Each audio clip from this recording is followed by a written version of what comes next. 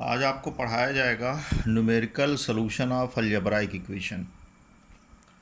जैसे theory of equation पढ़ा होगा तो उसमें आपको 2 घात का इक्वेशन मिला होगा, 3 घात का और 4 घात का भी इक्वेशन मिला होगा।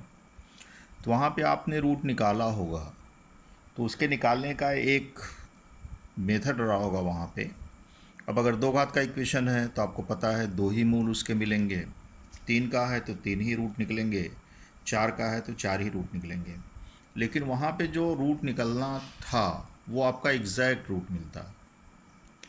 लेकिन आपको कुछ अलजेब्राइक इक्वेशन यहाँ मिलेंगे, ट्रिग्नोमेट्रिकल मिल जाएंगे, लॉगरिथमिक हैं, जिनका रूट आप उस दिए गए मेथड से नहीं निकाल सकते हो।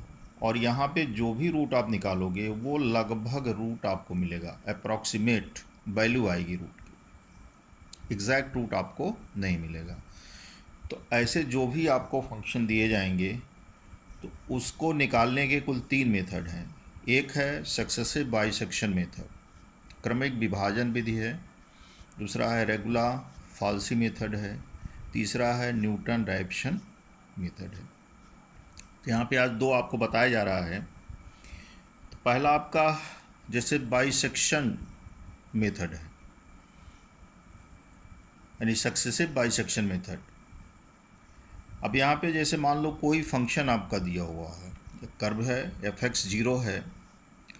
अब इसमें अगर मान लो यह कॉन्टिन्यूस है इंटरवल ए बी में, तथा इसकी वैल्यू चेंज हो रही है ए और बी के बीच में। चेंज होने का मतलब हुआ कि अगर x इक्वल टू ए रखा जाए तो इसकी वैल्यू निगेटिव हो या पॉजिटिव हो।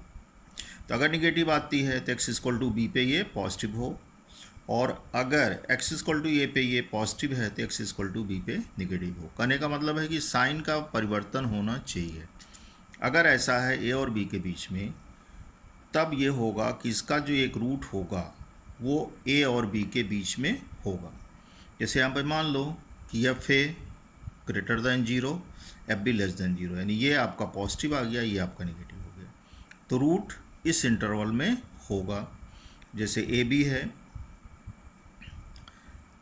एफ ए आपका लेस देन है और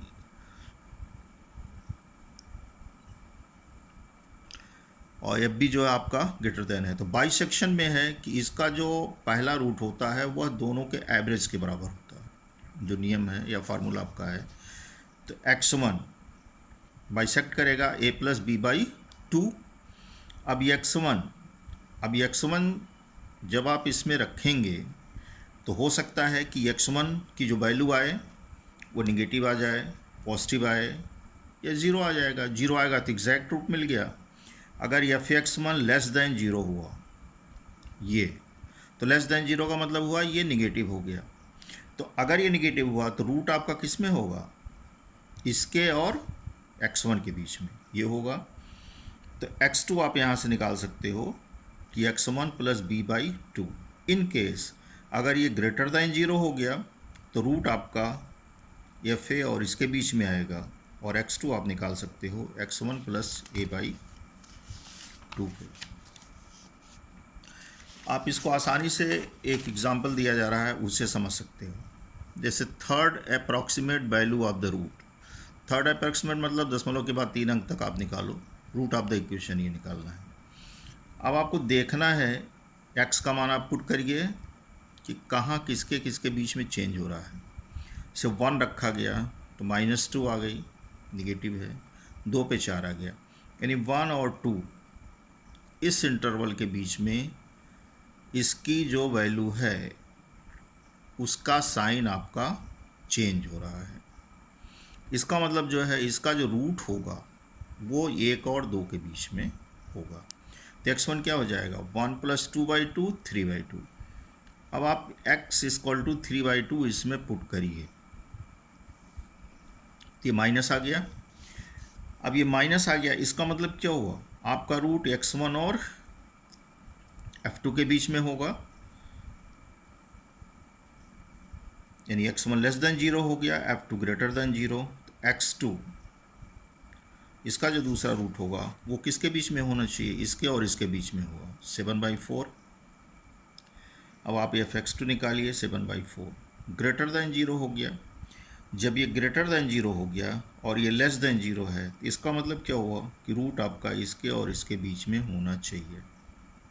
इसकी वैल्यू ग्रेटर देन 0 है और 3/2 आपने यहाँ पे निकाला है, लेस देन 0 है, तो रूट 3/2 और 7/4 के बीच में होना चाहिए। आपका x3 आ जाएगा 1.625।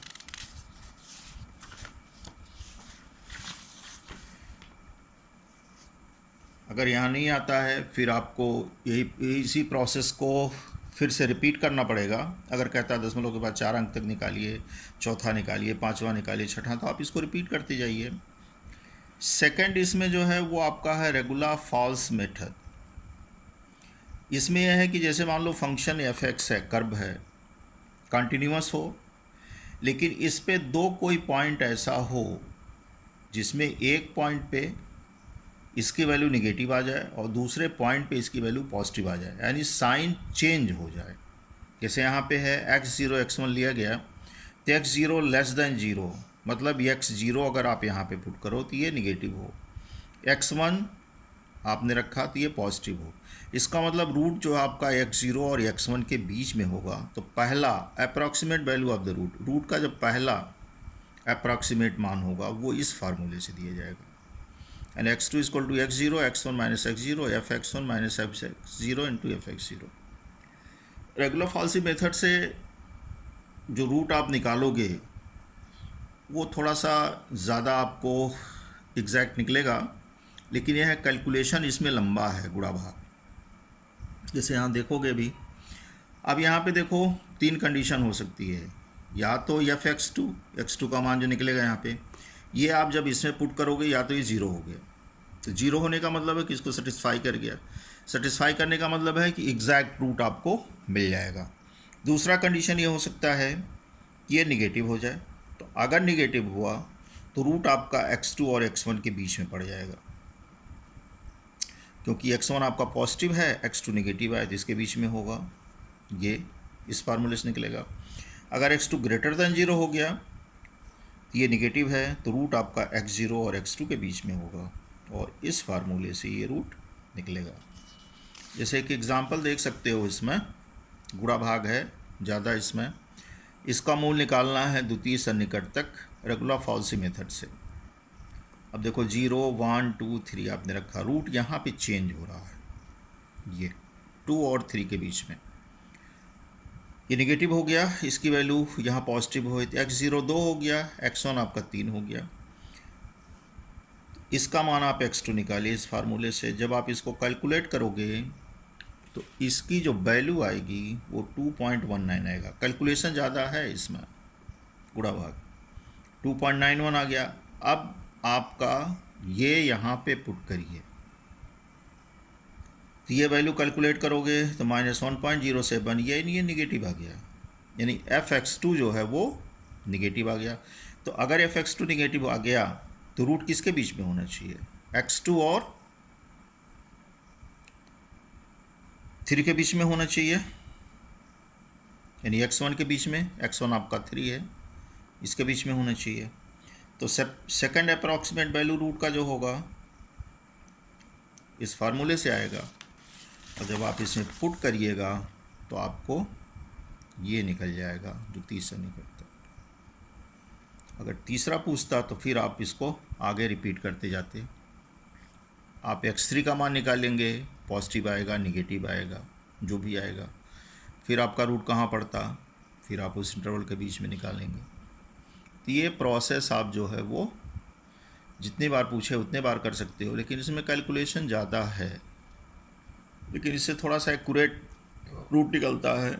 न्यूटन रैप्शन है तो उसमें भी कैलकुलेशन है, आपको दूसरे दिन बता दिया जाएगा। न्यूटन रैप्शन है और एक आपका इक्वेशन सॉल्व करना है, तो उसमें थोड़ा सा मैट्रिक्स है, तो मैट्रिक्स बता देंगे तो फिर वो इक्वेशन भी बता देंगे कैसे सॉल्व होगा।